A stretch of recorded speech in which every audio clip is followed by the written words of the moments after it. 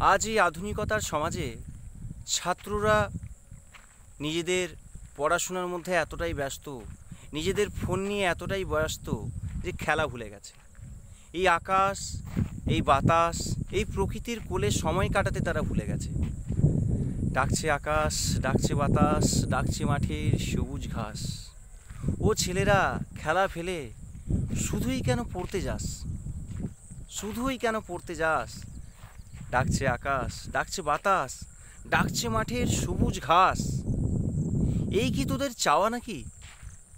ভর করেছে তোদের কালের ভূত, ভর করেছে কালের ভূত। এই কি তোদের চাওয়া নাকি? ভর করেছে কালের ভূত। ভূতের পাওয়া ছেলের দল, তোরা খেলবি না? কেবলই বড় হবি খুব। খেলতে ভালোবাসিস না, ঘুরতে ভালোবাসিস না, আকাশ দেখতে ভালোবাসিস না। চাঁদ, তারা, গাছ, প্রকৃতি, কত পাখি, প্রকৃতির কোলে সময় কাটাও।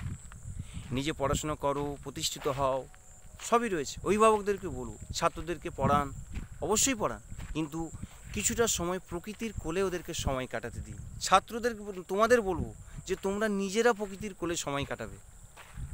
যত প্রকৃতির কোলে সময় কাটাবে, মন ভালো থাকবে, শরীর ভালো থাকবে, এই প্রকৃতিকে উপভোগ করতে পারবে। সময় কারোর জন্য থেমে থাকে না, সে চলে যায়। তাই তো এই গানটা খুব সুন্দরভাবে গেয়েছেন। গানের কিছু লাইন আমি বলছি। ডাকছে আকাশ, ডাকছে বাতাস, ডাকছে মাঠের সবুজ ঘাস। ও ছেলেরা, খেলা ফেলে শুধুই কেন পড়তে যাস? এই কি তোদের চাওয়া নাকি? ভর করেছে কালের ভূত, ভূতের পাওয়া ছেলের দল। ভূতের পাওয়া ছেলের দল, কেবল বড়ই হবি খুব। খেলবি না?